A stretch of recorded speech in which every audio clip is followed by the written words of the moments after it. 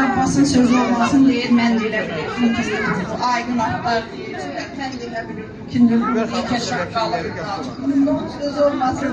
Bir balaca yeganəmiz var və yeganə xanım hər dəfə, özü də Qarabağlı olur, hər dəfə bizim bütün müəllimlərimizə sözün tam mənasında ürəyi ilə, qəlbi ilə, canı ilə dəstək verir. Bax, bugün süfrəmizdəki bütün şirniyyatlar yeganə xanım təşkil edir. Yeganə xanıma çox minnətdarıq.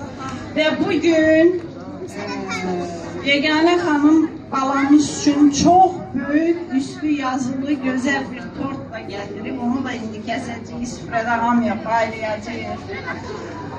Bugün süfrəmizdə yeyilən dönərləri Böyük Fırat Restoranlar Şəbəkəsi bizim üçün göndərib. Onlara təşəkkür edirəm, çox minnətdarlığımı bildirirəm. Bir zənglə Hüseyin bəy bizim xahişimizi nəzərə aldı. Hər dəfə qonaqlarımız olanda Hüseyin bəy imkan daxilində bizə köməklik göstərir. Və sizin gözünüzün önündə burada bir çəhrayı masa bəzənib. O çəhrayı masanın